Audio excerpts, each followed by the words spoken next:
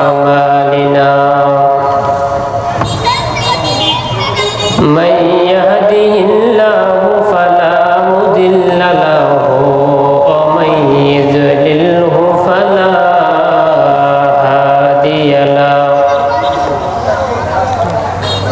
وأشهد أن لا إله إلا الله وحده لا شريك له وأشهد أن محمدا عبده ورسوله الذي أرسله بالحق بشيرا ونذيرا وداعيا إلى الله بإذنه وسراجا منيرا أما بعد فأعوذ بالله من الشيطان الرجيم إن الذين آمنوا وعملوا الصالحات أولئك هم خير البرية وقال النبي الأمين صلى الله عليه وسلم الطهور شطر الإيمان والحمد لله تملأ الميزان وسبحان الله والحمد لله تملأان أو تملأ ما بين السماوات والأرض والصلاة نور والصدقة برهان والصبر ضياء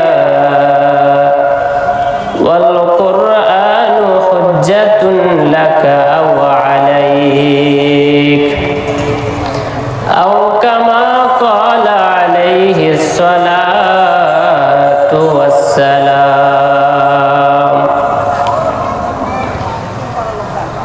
হাদিস ভেবে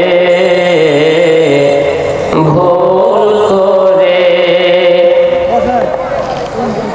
জীবনে কত আমি আমল করিলাম বিনিময়ে পরকালে আমলের খাতায় শূন্য পেলাম মিজানের পাল্লায় শূন্য পেলাম হাদিস ভেবে ভুল করে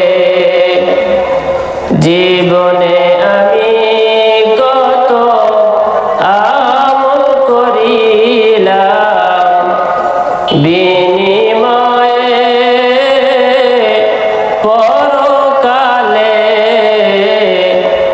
আমলের খাতায় শূন্য পেলাম মিজানের পাল্লায় শূন্য পেলাম নিজের ঘরে রেখে ওহির কালাম শুনলাম শুধু মোল্লার বদনাম নিজের ঘরে রেখে ওহির কালাম শুনলাম শুধু মোল্লার বদনাম অন্ধ থাকায় সহি হাদিস নাহি চোখে দেখলাম হাদিস ভেবে ভুল করে জীবনে কত আমি আমল করিলাম বিনিময়ে পরকালে আমলের খাতায় শূন্য পেলাম, মিজানের পাল্লায় শূন্য পেলাম, মিজানের পাল্লায় শূন্য পেলাম, আমলের খাতায় শূন্য পেলাম। আলহামদুলিল্লাহ, হামিদপুর খলিশাপুরা রহমানিয়া কেন্দ্রীয় গুরুস্থানের উদ্যোগে আয়োজিত দ্বিতীয়তম ইসলামী জলসায় উপস্থিত অত্র এলাকার সম্মানিত মুসল্লিবৃন্দ, দূর দূরান্ত থেকে আগত সম্মানিত অতিথিবৃন্দ, শুরুতেই আল্লাহ সুবহানাহু ওয়া তাআলার শুকরিয়া জ্ঞাপন করছি, যিনি আমাদেরকে নির্বাচন করে, দয়া করে, মায়া করে তার এই মহতী জলসায় বসার সুযোগ করে দিয়েছেন। আলহামদুলিল্লাহ। দরুদ ও সালাম বর্ষিত হোক নবী মুহাম্মদ সাল্লাল্লাহু আলাইহি ওয়াসাল্লামের প্রতি, যার দেখানো পথকে অনুসরণ করার জন্যই বিভিন্ন আয়োজন, বিভিন্ন বৈঠকের মাধ্যমে আমাদের ইসলামী জীবনকে আমরা সুন্দর করার চেষ্টা করি। সেই মহামানবের প্রতি লাভ করে দরুদ ও সালাম বর্ষিত হোক। আল্লাহুম্মা সাল্লি আলাইহি, আল্লাহুম্মা বারিক আলাইহি। ইসলামী জলসার যে অবস্থা, তার মধ্যে আপনাদের এখানে কেন্দ্রীয় গোরস্থান, কবরস্থান, অত্র এলাকার মানুষদের জন্য এইটা চরম দুঃখের কথা, যেটা সাধারণ কোনো নামে মাহফিল হচ্ছে না, গোরস্থান নাম দিয়ে হচ্ছে। তো আমরা এমন অবস্থা করে ফেলেছি যে মাহফিলকেই যেন আমরা গোরস্থান বানিয়ে ফেলেছি। গোরস্থানে মানুষের যাতায়াত নেই, চলাফেরা নেই। আমরা মাহফিলকে এমন অবস্থা করেছি যে মাহফিলই যেন আমাদের গোরস্থানে পরিণত হয়ে গেছে। তো এর জন্য সর্বপ্রথম দায়ী যারা, এই মুনাফিক টাইপের জালসা ব্যবসায়ী, এরা তো কোরআন এবং সুন্নাহর কথা প্রচার হোক এটা এরা চায় না। যেমন একজন বাদামওয়ালা ওই জায়গায় দোকান দিছে, বলবেন কেন দোকান দিছে? আপনি যাতে জালসা শুনেন ওকে, সেই জন্য দোকান দিছে? ও তো চায় যে ওর দোকানে যেন মানুষ যায়। একজন চুরিওয়ালা দোকান দিছে, ও কেন দিছে? যে ওর দোকানে যেন মানুষ যায়, মানুষ যাওয়ার জন্যই তো ও দোকান দিয়ে বসে আছে। তো একদিকে মাহফিল আর ও বাদামওয়ালা ডাকতেছে ওর বাদাম নেওয়ার জন্য মানুষ যেন যায়, মানে কোরআন এবং সুন্নাহর কাজে ও বাধা দিচ্ছে। ও মুসলমান হলে ওই মুনাফিক মার্কা মুসলমান। আর এই টাইপের মানুষদেরকে আপনারা সুযোগ করে দিচ্ছেন এইরকম একটা পবিত্র কোরআন এবং সুন্নাহর কথা প্রচার করার জন্য। পুরো মাহফিল সব জায়গাতেই একেবারেই নষ্টের গোড়া হচ্ছে এইরকম বাদাম, জিলাপি, মিষ্টি, কসমেটিক্সের যে দোকানগুলো আছে, এরাই হচ্ছে মাহফিলকে গুমরা করে ফেলে দিচ্ছে। সম্মানিত মুসলিম দিনী ভাই, আমরা যেহেতু এখানে উপস্থিত হয়েছি যারা, আমাদের মাধ্যমে যেন, এই জালসার মাধ্যমে যেন আমাদের ফায়দা হয়, সেই ফায়দাকে আমরা উপার্জন করার চেষ্টা করবো ইনশাআল্লাহ। সর্বপ্রথম মূল আলোচনায় যাওয়ার আগে আপনাদেরকে আমি কয়েকটি কথা বলবো। যেই বিদআতগুলো সেই অনেক আগে থেকে চলে আসছে, এবং যেই বিদআতগুলোর প্রবণতা আস্তে আস্তে মানুষের মাঝে বেড়ে যাচ্ছে, মানে এইটা যে অপরাধ, এইটা যে বিদআত, এইটাই মনে হয় মানুষের ভিতরে আর চিন্তাই নেই, এইভাবে চলছে। আশেপাশে যে সমস্ত যুবক ভাইরা যাচ্ছেন, ভালো কাজ করতে গিয়ে আবার খারাপটা করবেন এমনটা যাতে না হয়। চুপে চুপে কথা বলেন, আপনারা আপনাদের কাজ করেন। চুপে চুপে ভালো কাজ করতে গিয়ে আবার অন্যায় করবেন এমনটা যাতে না হয়। সর্বপ্রথম আমি আপনাদেরকে যে বিদআতটার কথা বলবো তার নাম হচ্ছে আয-যিকরুল জিমাঈ, অর্থাৎ সম্মিলিত জিকির। এখন আপনি বলবেন যে সম্মিলিত জিকিরটা কি? আপনারা এই জায়গাতে আছেন, শোনেন ভালোভাবে আমার দিকে খেয়াল করেন। জালসায় কত মানুষ হলো এটা নিয়ে আপনার টেনশনের কোনো প্রয়োজন নাই। আমরা এখন মানুষকে ফোকাস করার চিন্তা ভাবনা বেশি করি, কার মাহফিলে কত মানুষ হলো। সর্বপ্রথম আগে আমরা এইটাই জিজ্ঞাসা করি, মানুষ কত হয়েছিল। এক, বক্তা কেমন আলোচনা করলো। দুই, কি আলোচনা করলো এইটা আর দেখা যায় না। আপনি দেখেন আজ থেকে 7 বছর 8 বছর পরে যাদের বাটন ফোন ছিল, এইরকম আমি নিজেও দেখেছিলাম, টেবিলের উপরে সবাই বাটন ফোনগুলো নিয়ে এসে রেখে দিচ্ছিল বক্তার বক্তব্য রেকর্ড করার জন্য। আপনারা জানেন না? আছে? নাই? নাই। ইসলাম সবার ভিতরে থেকে উঠে যাচ্ছে, মায়াই নেই, মহব্বতই নেই, আর দেখা যায় না। তো কোথায় মানুষ হলো কোথায় হলো না সেই চিন্তা বাদ দেন, আপনি উপকৃত হচ্ছেন কিনা সেটা চিন্তা করেন। আল্লাহ রাসূল সাল্লাল্লাহু আলাইহি ওয়াসাল্লাম সেই কিয়ামতের দিনে দেখবেন সারা বছর দাওয়াত দিয়ে কোন নবীর সাথে একজন মাত্র সাহাবী, কোন নবীর সাথে 2 জন সাহাবী, কারোর সাথে 3 জন, কারোর সাথে একেবারে সাহাবী নেই। মানুষ নিয়ে টেনশন করতেছেন কেন? মানুষের টেনশন বাদ দেন, আপনি বসে থেকে কি ফায়দা উপার্জন করতেছেন সেই চিন্তা করেন। আমি এটা বলি, আপনি কি চিন্তা করতেছেন সেটাই দিকে খেয়াল করেন। আমি বলতেছি সম্মিলিত জিকির এটা বিদআত। সৌদি আরবের সবচাইতে বড় ফতোয়া বোর্ড আল-লাজনাতুদ দাইমা, এই আল-লাজনাতুদ দাইমা এর 24 নম্বর খণ্ডের 268 নম্বর পৃষ্ঠায় তিনি উল্লেখ করেছেন আয-যিকরুল জিমাঈ বিদআত, সম্মিলিত জিকির হচ্ছে বিদআত। এখন আপনি বলবেন সম্মিলিত জিকির কি? যেইটা জিকির আপনি করেন ইবাদত মনে করে, সেই জিকিরটাই যদি আপনি সম্মিলিত করেন এইটা হয়ে যাবে বিদআত। বলুন কোনটা? আমি একটা কথা বলার পরে বলতেছি আপনাকে, সবাই বলেন সুবহানাল্লাহ। এই তো বিদআত হয়ে গেল, এটাই সম্মিলিত। এই জিকির রাসূলের যুগে ছিল না,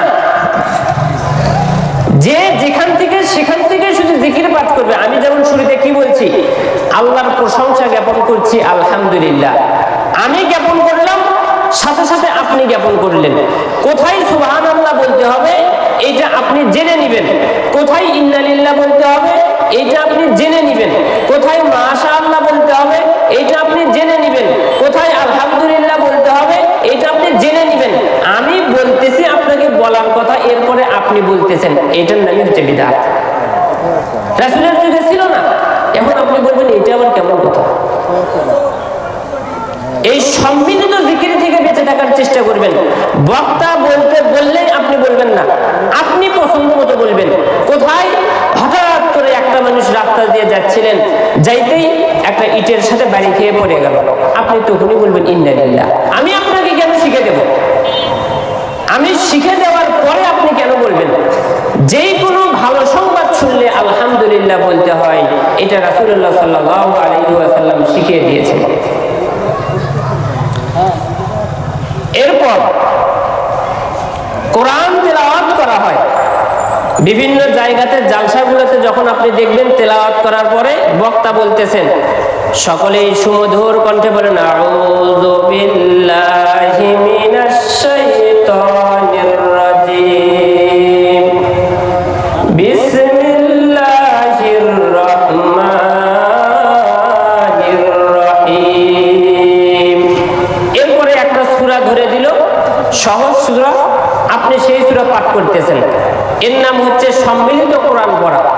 এই সম্মিলিত কোরআন পড়া একজন শিখিয়ে দিচ্ছে, আরেকজন করতেছে। এই সম্মিলিত কোরআন তেলাওয়াত এইটাও বিদআত। এই কথা বলেছেন আব্দুল আজিজ বিন বাজ রাহিমাহুল্লাহ, যিনি 1999 সনে মারা গেছেন। তিনি বলে গেছেন সম্মিলিত কোরআন তেলাওয়াত এইটা বিদআত। নবী সাল্লাল্লাহু আলাইহি ওয়াসাল্লামের সাহাবীকে পাঠ করা হলে যেই জায়গাতে জায়গায় আল্লাহর নবী থামতে বলেছিলেন, তিনি শুধুমাত্র বলেছিলেন হাসবুক, ঠিক আছে তুমি থেমে যাও। এরপরে তার সাথে সম্মিলিত কণ্ঠে সাহাবীরা, অন্য সাহাবীরা কোরআন তেলাওয়াত করেছেন। এর কোনো দলিল নাই, এর কোনো প্রমাণ নাই। সম্মানিত মুসলিম দিনী ভাই, ভালোভাবে বুঝতে হবে, ইবাদত হচ্ছে তাওকীফিয়া, ওয়াকফকৃত, জারি করা। যেইভাবে ইসলাম ধার্য করে দিয়েছেন, যেইভাবে ইসলাম মনোনীত করেছেন, সেইভাবেই আমাদেরকে ইবাদত করতে হবে। যদি এর বিপরীতে আমরা চলে যাই, তাহলে সেইটাই হয়ে যাবে বিদআত। সুতরাং এই সমস্ত কাজ থেকে বিরত থাকতে হবে। আরেকটা প্রবণতা আমাদের মাঝে দেখা যায়, সেইটা হচ্ছে ঠিক নাকি ব্যাঠিক। ঠিক আর ব্যাঠিকের আওয়াজ যদি কোনো মাহফিলে না থাকে, সেইটা কোনো মাহফিলই নয়। বক্তা যত গরম কথা বলতে পারে, শ্রোতা যত জোরে ঠিক বলতে পারে, বক্তা তত খুশি। এদিকে ভালো করে খেয়াল করেন, দেখেন হাদিসে জিবরিল নামক একটা হাদিস আছে, যে হাদিসের ভিতরে জিবরিল আলাইহিস সালাতু ওয়াস সালাম তিনি নবী মুহাম্মদ সাল্লাল্লাহু আলাইহি ওয়াসাল্লামকে বারবার প্রশ্ন করেন। নবী সাল্লাল্লাহু আলাইহি ওয়াসাল্লাম বারবার উত্তর দেন, যেই কারণে সেই হাদিসের নাম হচ্ছে হাদিসে জিবরিল। তো জিবরিল আলাইহিস সালাতু ওয়াস সালাম তিনি আল্লাহর নবী সাল্লাল্লাহু আলাইহি ওয়াসাল্লামকে বলছেন, এ মুহাম্মদ, হে মুহাম্মদ, আখবিরনি আনিল ইসলাম, আপনি আমাকে ইসলাম সম্পর্কে সংবাদ দিন। ফাকালা রাসূলুল্লাহ সাল্লাল্লাহু আলাইহি ওয়াসাল্লাম, আল্লাহ রাসূল সাল্লাল্লাহু আলাইহি ওয়াসাল্লাম বললেন, আল ইসলাম, ইসলাম হচ্ছে আন তাশহাদা আল্লা ইলাহা ইল্লাল্লাহ, তুমি সাক্ষ্য দিবে আল্লাহ ছাড়া সত্য কোনো ইলাহ নাই, ওয়া আন্না মুহাম্মাদুর রাসূলুল্লাহ, তুমি এও সাক্ষ্য দিবে মুহাম্মদ হচ্ছে আল্লাহর রাসূল, ওয়া তুকিমাস সালাত, তুমি সালাত কায়েম করবে, ওয়া তুতিয়াজ যাকাত, তুমি যাকাত আদায় করবে, ওয়া তাসুমা রমাদান, তুমি রমজান মাসের সিয়াম পালন করবে, ওয়া তাহুজ্জাল বাইতা ইন ইসতাতা ইলাইহি সাবিলা, যদি তোমার সামর্থ্য থাকে তাহলে তুমি হজ করতে যাবা। এই কথা বলার পরে জিবরিল আলাইহিস সালাতু ওয়াস সালাম তিনি বলছেন, সাদাকাতা, আল্লাহ রাসূল আপনি সত্য বলেছেন। এই কথা যখন বলা হলো, ওমর রাদিয়াল্লাহু তাআলা আনহু তিনি বলছেন, ফাআজিবনা লাহু, এই ব্যক্তিকে দেখে আমরা তো আশ্চর্য হয়ে গেলাম। ইয়াসআলুহু ওয়া ইউসাদ্দিকুহু, এই নিজেই প্রশ্ন করতেছে, আবার নিজেই বলতেছে আপনি সত্য বলেছেন। তার সত্যায়ন করে দেখে আমরা অবাক হয়ে গেলাম। আরে তিনি তো জিজ্ঞাসা করতেছেন জেনে নেওয়ার জন্য, তিনি আবার কিভাবে বলতে পারে যে আপনি সঠিক বলেছেন? যে জানে না সে কোনদিন সত্যায়ন করতে পারে না। আমি যদি এখনই একটা হিটওয়ালা কথা বলি, আপনার শরীরে যদি লেগে যায় যে না বক্তা এখন পাওয়ারে আছে, আপনি মাঝখান থেকে বলবেন ঠিক, অথচ বক্তার কথা ঠিক না বেঠিক আপনি জানেনই না। এই সত্যায়ন কেন করলেন? সত্যায়ন করতে হয় জানার বিষয়ের উপরে, যেইটা আপনি জানেন সেইটাকে আপনি সত্যায়ন করবেন। এমনি একটা জায়গায় আপনি সত্যায়ন কেন করবেন? ভালো করে খেয়াল করে রাখবেন। বক্তব্য শুনবেন মন লাগিয়ে, বক্তব্য শুনবেন অন্তর লাগিয়ে, বক্তব্য শুনবেন বক্তার দিকে চেয়ে থেকে কোনো দিকে মন দিবেন না। একেবারেই বক্তব্য শুনবেন, বক্তব্য যে আমল হয়, বক্তার বক্তব্যে যে ফায়দা পাওয়া যায়, সেই ফায়দা হিসেবে জীবনকে পরিচালনা করার জন্য এখন পর্যন্ত এই জায়গায় বসে আছেন। আজকের আলোচনা শুনে নিজেকে পরিবর্তন করবেন। যদি হাত তুলতে বলি দুইজনের উঠবে না। অথচ যদি আপনি এই জায়গায় নিয়োগ করে বসেন, যেই আমলের কথা বলা হবে এইটার উপরে ভিত্তি করে আমার জীবনকে পরিচালনা করব, এই নিয়ত অন্তর থেকে করার সাথে সাথেই আল্লাহ সুবহানাহু ওয়া তাআলা আপনার আমলনামায় একটা নেকি লিখে দিবেন। সুবহানাল্লাহ। এরপরে যদি সেই আমলটা আপনি নাও করেন, তাও আপনার আমলনামায় একটা নেকি থেকেই যাবে। আর যদি আমলটা আপনি বাস্তবায়ন করেন, তাহলে 10 নেকি আপনার 700 নেকি। আপনার আমল যদি আল্লাহর কাছে প্রিয় হয়, 700 নেকিরও বেশি হয়ে যেতে পারে। সুবহানাল্লাহ। এরপরে আমি যাচ্ছি, আমাদের জীবনকে শেষ করার পরে আমাদের জীবনটাকে শেষ করার পরে আমাদের যাওয়ার গন্তব্য হচ্ছে পরকাল। এই পরকালে গেলে, পরকালে যাওয়ার আগে আমাদের যে জিনিসটার খেয়াল করতে হবে, যার কারণে আমরা পরকালে ভালো থাকতে পারবো। মানুষ কবরে চলে যাবে, এই কথাই সত্য, চিরন্তন সত্য কথা হচ্ছে মানুষের মরণ হবে। যারা বলে মানুষের মরণ হবে না, তারাও অন্তর থেকে স্বীকার করে মানুষের মরণ হবে। আজ পর্যন্ত পৃথিবী থেকে বিদায় নিয়ে যারা কবরে চলে গেছেন, কেউ আর দুনিয়াতে ফেরত আসেনি। কাউকে স্মৃতি হিসেবে রাখতে গেলে তার মূর্তি পূজা মানুষ বানাইছে, কারো স্মৃতি রাখতে গিয়ে কারো ছবি তুলে রেখেছে, কারো স্মৃতি রাখতে গিয়ে তার ভাস্কর্য তৈরি করেছে, কিন্তু সেই মানুষকে কথা বলা অবস্থায়, এই চামড়া অবস্থায় আর কখনো পায়নি। এই মানুষ দুনিয়া থেকে বিদায় নিয়ে যেই জায়গাতে চলে যায় তার নাম হচ্ছে কবর। মানুষের মরণের পরে তিনটা অবস্থা। এক নম্বর হচ্ছে মরণ, যেই মরণের মাধ্যমে মানুষের দুনিয়ার আমল বিচ্ছিন্ন হয়ে যায়। দুনিয়াতে যে কাজ করে সেই কাজ তার বাতিল হয়ে যায়। দুনিয়াতে যে ইবাদত করে সেই ইবাদত তার বাতিল হয়ে যায়। দুই নম্বর অবস্থা হচ্ছে কবর, যেই কবরের কারণে আখিরাতের প্রথম ধাপ শুরু হয়। আখিরাতের প্রথম ধাপ শুরু হয়, তার নাম হচ্ছে কবর। তিন নম্বর অবস্থা হচ্ছে কিয়ামত, যেই কিয়ামতের অবস্থা হচ্ছে ভয়ঙ্কর। সেই দিন মানুষদেরকে তার প্রতিদান দিয়ে দেওয়া হবে। এই কিয়ামতের পরে যেই অবস্থা থাকবে, হয় কারো জন্য জান্নাত, যেই জান্নাতের নিয়ামত অবিচ্ছিন্ন তার সাথে লেগেই থাকবে, নয়তোবা তার জন্য হবে জাহান্নাম, যেই জাহান্নামের উত্তাপ হবে অনেক ভয়ঙ্কর। প্রথম অবস্থা মানুষের মরণ। উবাদা ইবনে সামিত রাদিয়াল্লাহু তাআলা আনহু থেকে বর্ণিত, তিনি বর্ণনা করেন নবী সাল্লাল্লাহু আলাইহি ওয়াসাল্লাম বলেছেন, মান আহাব্বা লিকা আল্লাহ আহাব্বাল্লাহু লিকাআহু। যেই ব্যক্তি আল্লাহর সাথে সাক্ষাৎকে ভালোবাসে, আল্লাহ তার সাথে সাক্ষাৎকে ভালোবাসে। ওয়ামান কারিহা লিকা আল্লাহ কারিহাল্লাহু লিকাআহু।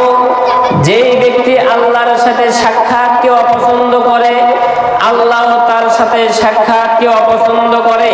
ফাকালাত আয়েশা, আয়েশা রাদিয়াল্লাহু তাআলা আনহা তিনি বলছেন, ইন্না লানাকরাহুল মাউতা। আল্লাহ রাসূল, আমরা তো মরণকে অপছন্দ করি, আমরা তো মরতে চাই না। তো মরলেই তো মানুষ আল্লাহর সাথে সাক্ষাৎ করে, কিন্তু আমরা তো মরতে চাই না, আমরাও তো আল্লাহর সাথে সাক্ষাৎ করতে পছন্দ করতেছি না, তাহলে আমাদের বিধান এখন কি হবে? আল্লাহ রাসূল বলছেন, লাইসা যাকা, এইটা সেইটার অন্তর্ভুক্ত নয়। ওয়ালাকিন্নাল মুমিনা ইযা হাযারাহুল মাউত। কিন্তু মুমিন ব্যক্তি যখন তার কাছে মরণ উপস্থিত হয়ে যায়, বুশিরা বিরিজওয়ানিল্লাহ, তখন তাকে আল্লাহর সন্তুষ্টির ব্যাপারে সংবাদ দেওয়া হয়। এইটা আপনি বোঝেন না, আপনার রূহ বোঝে। এইটা আপনি অনুধাবন করতে পারেন না, আপনার রূহ অনুধাবন করতে পারে। আপনার রূহ আপনি যদি মুমিন হন, আপনার রূহকে সংবাদ দেওয়া হয় যে তোমার প্রতি আল্লাহ তাআলা খুশি আছেন। ওয়া কারামাতিহি, সেই আত্মার সম্মানের ঘোষণা তাকে দিয়ে দেওয়া হয়। এই ঘোষণা যখন সে পেয়ে যায়, এই ঘোষণা পাওয়ার পরে ফালাইসা শাইউন আহাব্বা ইলাইহি মিম্মা আমামাহু, তার কাছে পৃথিবীর আর কোনো কিছুই প্রিয় থাকে না। আপনি বাঁচতে চাচ্ছেন, মরতে চাচ্ছেন না, কিন্তু আপনার রূহ শুধু বলে আমি কখন আল্লাহর কাছে যাব। কারণ আপনার রূহ সংবাদ পেয়ে গেছে, সে ভালো কোনো কিছুর আশা করতেছে।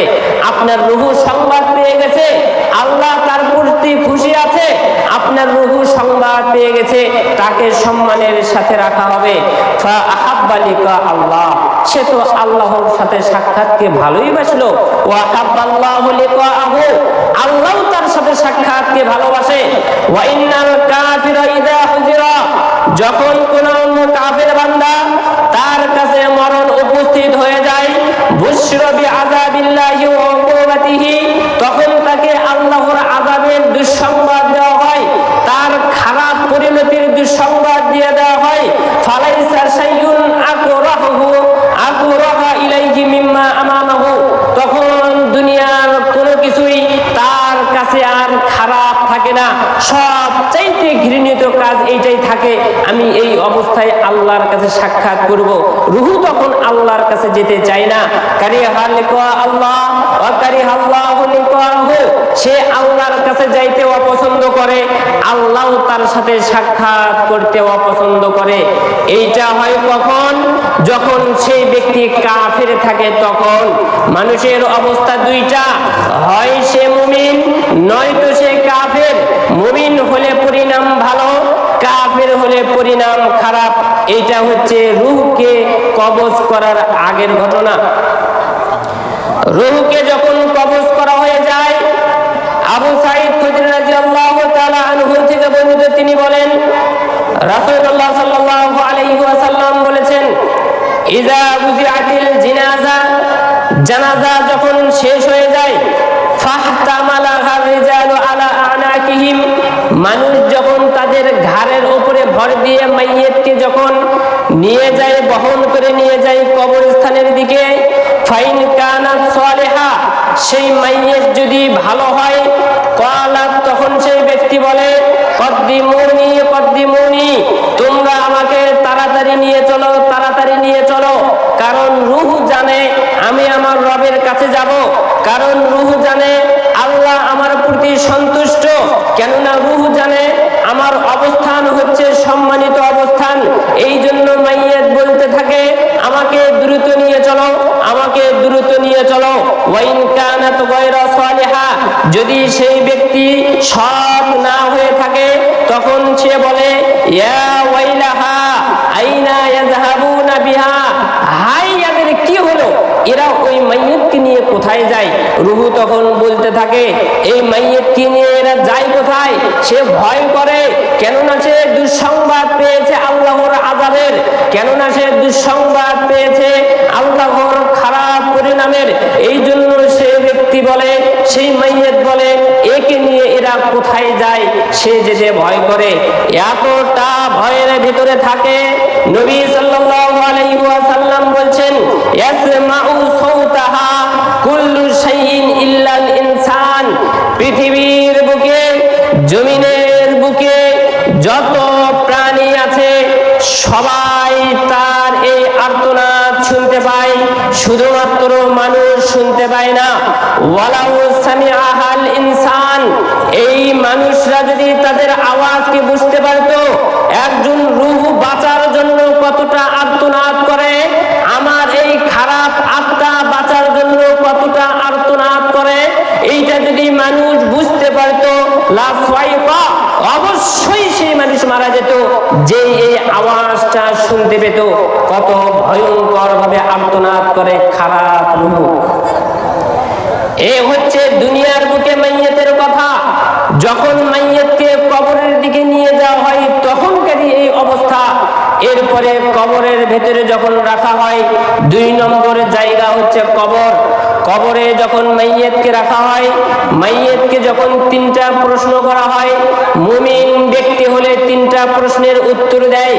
উত্তর দেওয়ার সাথে সাথেই ফায়ুনাদি মুনাদিম ফিস সামা, আসমান থেকে একজন আহ্বানকারী আহ্বান করে, আন্না সাদাকা আব্দি, আমার বান্দা সত্য বলেছে, আমার বান্দা বলেছে রব্বি আল্লাহ, আমার রব আল্লাহ। আমার বান্দা বলেছে, যেই ব্যক্তিকে দেখা যায় সে হচ্ছে নবী মুহাম্মদ সাল্লাল্লাহু আলাইহি ওয়াসাল্লাম। আমার বান্দা বলেছে তার যার দিন হচ্ছে ইসলাম, সে সত্য বলেছে, ফাফরিশুহু মিনাল জান্নাহ, জান্নাত থেকে তার বিছানা বিছিয়ে দাও, ওয়ালবিসুহু মিনাল জান্নাহ, জান্নাত থেকে তাকে পোশাক পরিধান করে দাও, ওয়াফতাহু লাহু বাবান ইলাল জান্নাহ, জান্নাতের দিকে তার একটা দরজা খুলে দাও। ফাকালা, এরপরে সেই ব্যক্তি বলে, ফায়াতিহি মিন রাউহিহা ওয়া তিবিহা, সেই জায়গা থেকে সুন্দর সুগন্ধি আসতে থাকে।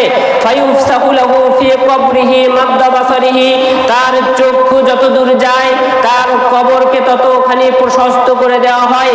আপনি এইটা বুঝতে পারবেন না, এইটা রূহুর জন্য তার কবরকে প্রশস্ত করে দেওয়া হয়।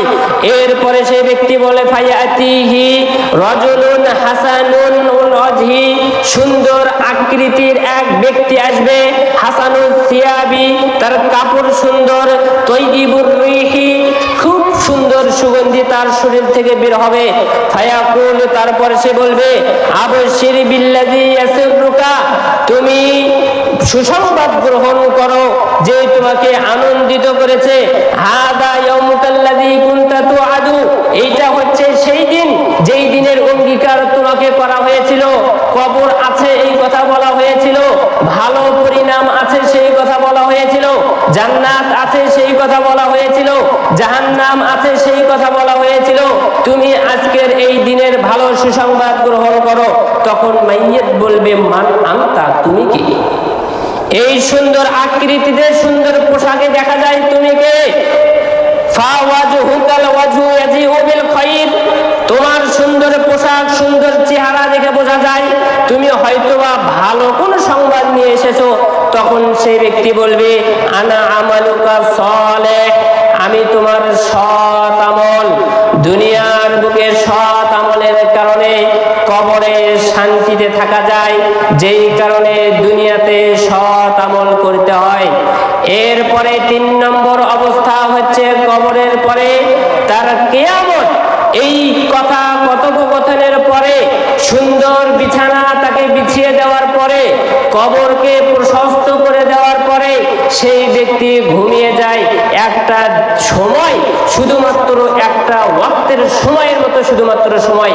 এরপরে সে মনে করে হয়তোবা কিয়ামত চলে আসলো।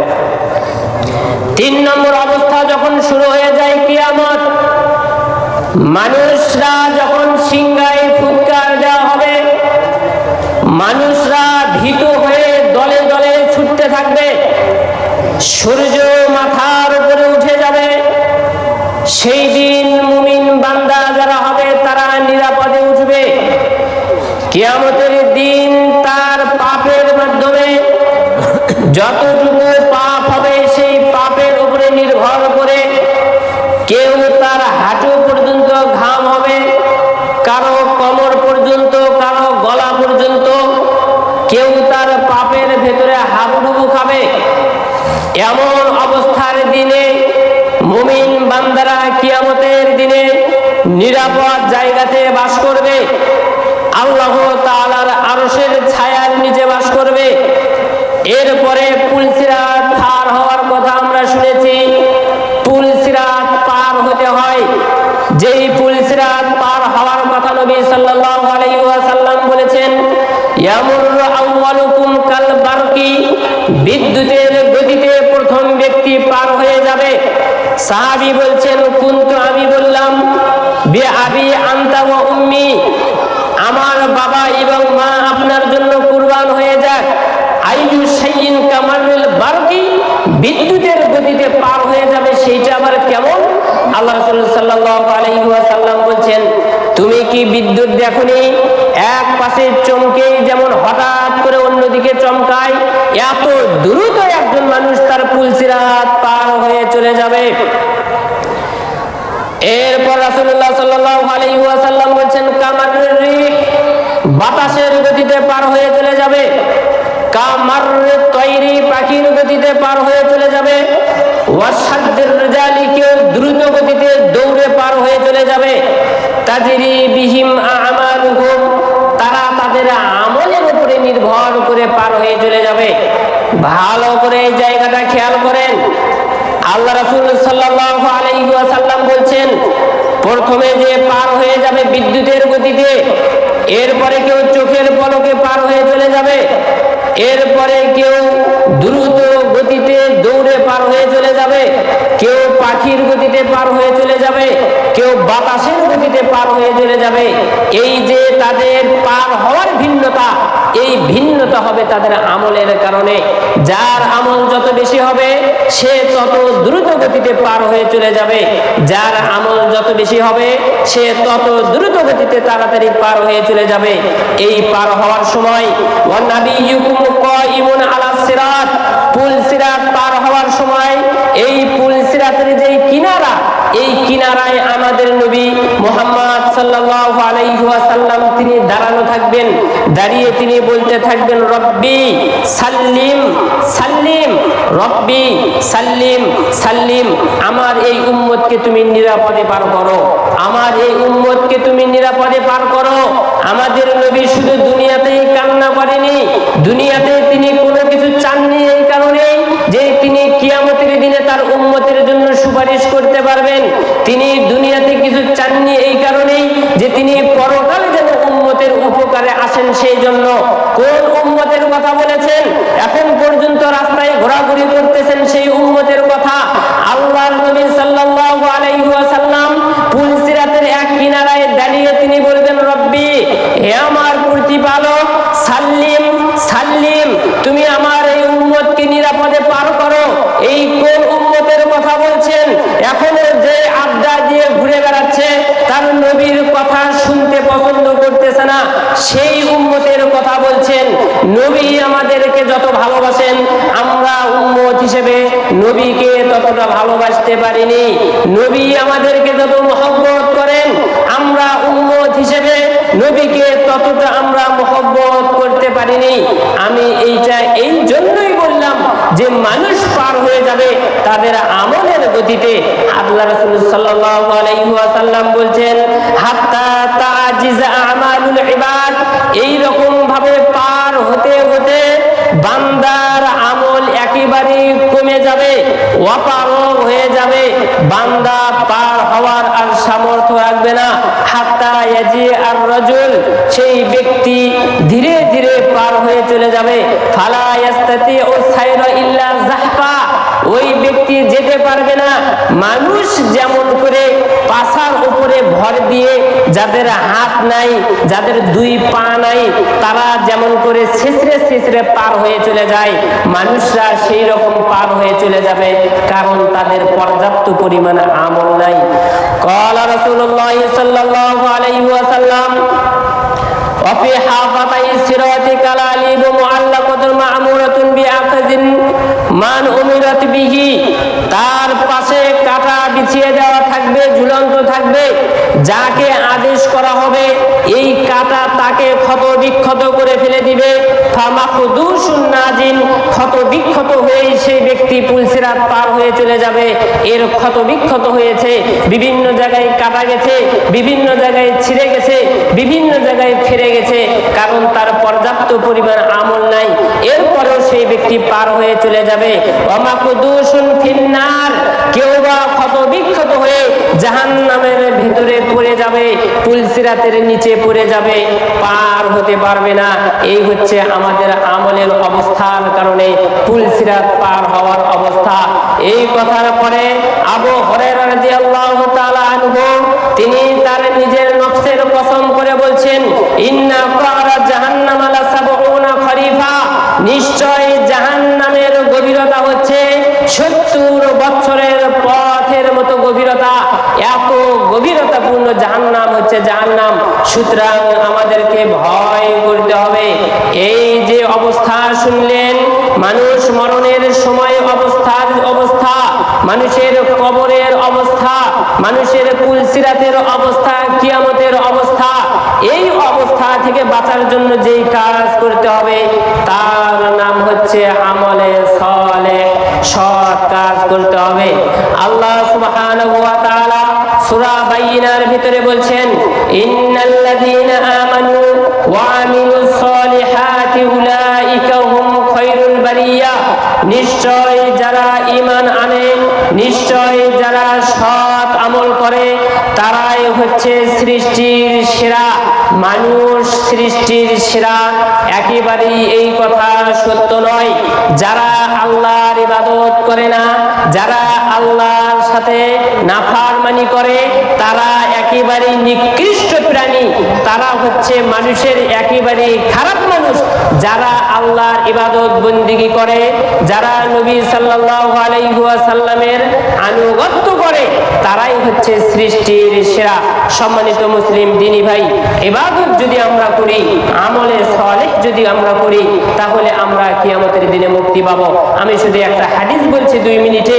আবুল মালিক আল আশআরী রাদিয়াল্লাহু তাআলা আনহু তিনি বলছেন, রাসূলুল্লাহ সাল্লাল্লাহু আলাইহি ওয়াসাল্লাম বলছেন, এইটা হচ্ছে আমলে সালেহ। এই কাজ আপনাকে করতে হবে। এক, আত-তাহুরু শাতরুল ঈমান। ঈমান হচ্ছে পবিত্রতার অর্ধেক, ঈমানের অর্ধেক হচ্ছে পবিত্রতা। সুতরাং আপনি পবিত্র থাকার চেষ্টা করবেন। আলহামদুলিল্লাহ তামলাউ মিজান। আলহামদুলিল্লাহ বললে মিজানের পাল্লা ভারী হয়ে যায়। আলহামদুলিল্লাহ ওয়া সুবহানাল্লাহি ওয়াল হামদুলিল্লাহি তামলাআনে। সুবহানাল্লাহ আলহামদুলিল্লাহ মিজানের পাল্লা ভারী করে। আও তামলাউ মা বাইনাস সামাওয়াতি ওয়াল আরদি। আসমান এবং জমিনের মাঝখানে যা আছে তা পূর্ণ করে। as-সালাতু নূরুন। সালাত হচ্ছে জ্যোতি, সালাত হচ্ছে আলো। ওয়াস-সাদাকাতু বুরহানুন। সাদাকা হচ্ছে দলিল।